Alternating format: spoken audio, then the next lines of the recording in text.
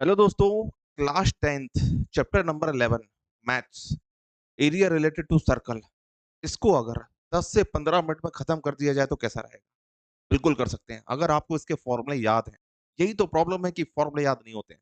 तो मैं जैसा बताऊंगा उस तरीके से अगर फॉर्मूले देखोगे तो आपको याद करने की जरूरत नहीं है, आपको खुद ब खुद याद हो जाएंगे। ठीक है, तो मैं जैसा बता रहा हूँ उस तरीके से पढ़ो, उस तरीके से समझो फॉर्मूले। आपको अपने आप फॉर्मूले याद हो जाएंगे। आपका कोई भी क्वेश्चन हो एरिया रिलेटेड सर्कल का, आप एग्जाम हॉल में करके आएंगे, उसको बना के आएंगे, आपको प्रैक्टिस भी करने की जरूरत नहीं पड़ेगी। इतना तक बोल दिया मैंने। ठीक है, तो पूरा वीडियो यहाँ पर देखो कैसे करते हैं। बिल्कुल बेसिक से बताऊंगा, हिंदी मीडियम वाले हो चाहे इंग्लिश मीडियम वाले हो, दोनों बच्चों को, दोनों प्रकार के बच्चों को पूरी तरीके से समझ में आने वाला है। बायलिंगुअल यूज करूंगा मैं। ठीक है, देखो ये सर्कल है। ठीक है, सर्कल में बिल्कुल बेसिक से बताऊंगा। सर्कल में एक होता है सेंटर। ठीक है, ये सेंटर हो गया। सेंटर से सरकमफेरेंस, ये परिधि तक की जो दूरी होती है, ठीक है, ये इसको क्या बोलते हैं? रेडियस। बोलोगे हाँ ये तो पता है। ठीक है, इस तरफ भी अगर मैं देखूं तो ये भी क्या होगी? सेंटर से यहां तक की दूरी क्या होगी? ये भी रेडियस होगी। और इन दोनों रेडियस को मिला दिया जाए, आर प्लस आर क्या होता है? ये 2r।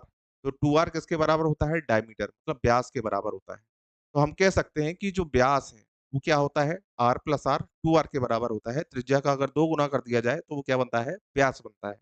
ठीक है, इसके बाद कॉर्ड क्या होती है? तो कॉर्ड मतलब इसके सरकमफेरेंस पर, इसकी परिधि पर कोई भी दो पॉइंट ले लो, कहीं भी ले लो, तो दोनों पॉइंट को आप मिला दो तो ये क्या कहलाती है? आपकी कॉर्ड कहलाती है, जीवा कहलाती है। ठीक है, आप और कहीं ले लो, ये दो पॉइंट ले लिया मैंने, तो ये भी क्या कहलाएगी? कॉर्ड कहलाएगी। अच्छा, सर्कल में सबसे बड़ी कॉर्ड कौन सी होती है? तो ये जो डायमीटर होता है ना, वही सबसे बड़ी कॉर्ड होती है। सर्कल में सबसे बड़ी कॉर्ड क्या होती है? सबसे बड़ी जीवा कौन सी होती है? डायमीटर होती है, व्यास होती है। क्लियर है? इतना याद रखना। फिर सबसे पहला फॉर्मूला, एरिया ऑफ सर्कल। इस सर्कल का एरिया क्या होता है? सर्कल का एरिया होता है भाई pi r square. Pi r square. ठीक है, पाई की वैल्यू क्या रखते हैं? जब क्वेश्चन में कुछ भी नहीं दिया हो तो पाई की वैल्यू आप रख सकते हो 22/7। ठीक है, लेकिन जब क्वेश्चन में दिया हो कि पाई की वैल्यू भाई ये रखना है, ठीक है, तो आप पाई की वैल्यू क्या रखोगे? 3.14। ये क्वेश्चन में दिया रहेगा आपको, तब जाके आपको 3.14 रखना है। अगर नहीं दिया है तो पाई की वैल्यू आप क्या रखोगे? 22/7, 22/7 रख दोगे। ठीक है, ये बेसिक चीजें थी। एरिया का फॉर्मूला हो गया भाई पाई आर स्क्वायर। पाई की वैल्यू मैंने बता दी। आर मतलब यहाँ पर क्या है? रेडियस। आपको दिया जाएगा क्वेश्चन में तो वो रेडियस यहाँ रख देना, इसका स्क्वायर कर देना, आंसर आ जाएगा। दूसरा, सरकमफेरेंस, हिंदी में बोलते हैं परिधि। परिधि का फॉर्मूला क्या होता है? 2 पाई आर होता है।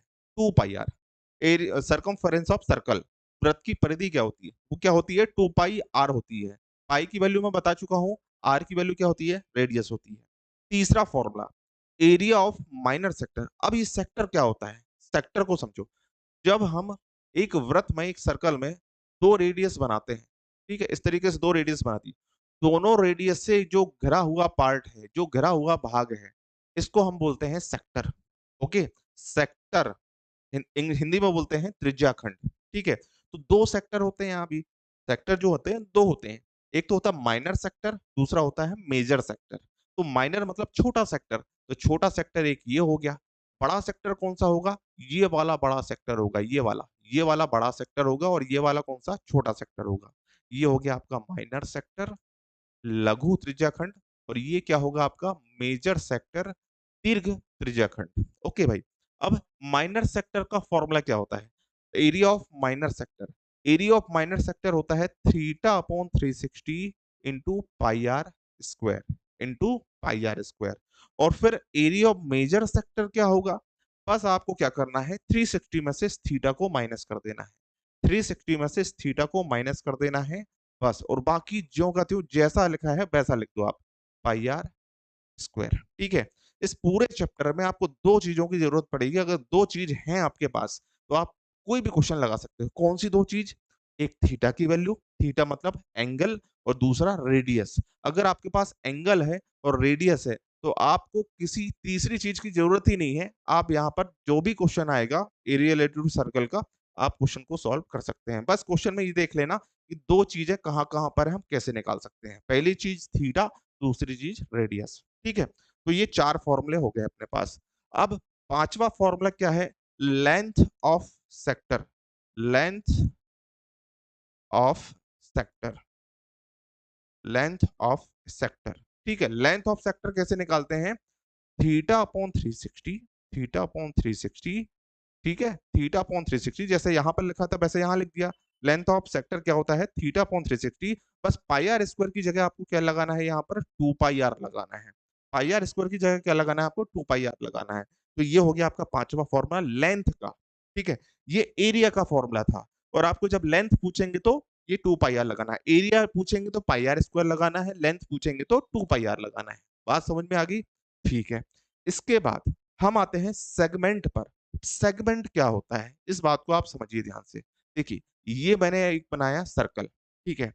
अब इस सर्कल पर कहीं भी एक कॉर्ड खींच दो, ये कॉर्ड मतलब जीवा, जीवा खींच दो। तो ये जो जीवा है ना, ये दो सेगमेंट में डिवाइड करती है इसको। सेगमेंट मतलब एक सेगमेंट तो भाई आपका ये वाला हो गया, छोटा वाला सेगमेंट, इसको सेगमेंट बोलते हैं। ठीक है, क्या बोलते हैं, सेगमेंट, सेगमेंट।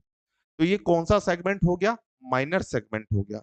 और ये बड़ा वाला कौन सा सेगमेंट हो गया, मेजर सेगमेंट हो गया, मेजर सेगमेंट हो गया, मेजर सेगमेंट हो गया ये। ठीक है, ये मेजर सेगमेंट और ये माइनर सेगमेंट। हिंदी में बोलते हैं वृत्तखंड, वृत्तखंड। ठीक है, माइनर मतलब, माइनर मतलब लघु वृत्तखंड, और मेजर मतलब दीर्घ वृत्तखंड, वृत्तखंड। ठीक है, इससे पहले अपन ने किसकी बात की थी, अपन ने त्रिज्या खंड की बात की थी। ये त्रिज्याओं से घिरा भाग त्रिज्या खंड, और ये वृत्त के दो भाग है तो वृत्तखंड। ठीक है ना भाई। अब सेगमेंट में क्या होता है, माइनर सेगमेंट अगर आपसे पूछ ले, minor segment area of, sixth formula, area of, area of minor segment, minor segment, area of minor segment. ये क्या होता है, इस बात को आप समझो। अगर आपको इसका एरिया निकालना है तो पहले तो एक सेंटर बनाओ। ठीक है, इससे इसको मिला दिया, इससे इसको मिला दिया, इसको मैं नाम दे देता हूं ए, इसका नाम दे देता हूं बी। ये फॉर्मूले आपको बनाना पड़ेगा। ठीक है, कैसे बनाते हैं आप खुद बना लोगे, अभी 2 मिनट देखो तो यहाँ पर। ठीक है, अब अगर ये निकालना है तो आपको क्या करना पड़ेगा, आपको दिख रहा होगा यहाँ पर कि ये जो दिख रहा है ना, ये वाला भाग, ये क्या है, ये तो भाई त्रिज्या खंड है अपने पास। त्रिज्या खंड मतलब क्या, सेक्टर है। कौन सा सेक्टर है, माइनर सेक्टर है। कौन सा सेक्टर, ये माइनर सेक्टर है, माइनर सेक्टर है, ये है माइनर सेक्टर, माइनर सेक्टर है ये। ठीक है, माइनर सेक्टर है ये, माइनर सेक्टर। ये माइनर सेक्टर में से अगर आप इतना माइनस कर दो, इस पूरे में से जब आप इस ट्राइंगल को माइनस कर दोगे तो आपके पास क्या बचेगा, माइनर सेगमेंट बचेगा। ठीक है, तो हमने माइनर सेक्टर में से किसको माइनस किया, area of, area of, area of triangle O A B, O A B, इसको हमने माइनस कर दिया। तो ये किसका फॉर्मूला बन गया, एरिया ऑफ माइनर सेक्टर का, सेगमेंट का फॉर्मूला बन गया। माइनर सेक्टर का फॉर्मूला क्या होता है, अब भी बताया था मैंने। माइनर सेक्टर के एरिया ऑफ का फॉर्मूला होता है theta upon 360, theta upon 360 pi r square. और एरिया ऑफ ट्राइंगल का फॉर्मूला क्या होगा भाई, ट्राइंगल के तो बहुत सारे फॉर्मूले हैं, तो आपको जितना, इतने सारे फॉर्मूले याद नहीं रखना, आपको सिर्फ 3 फॉर्मूले याद रखना है और आप कोई भी क्वेश्चन आ जाए उसको कर सकते हैं।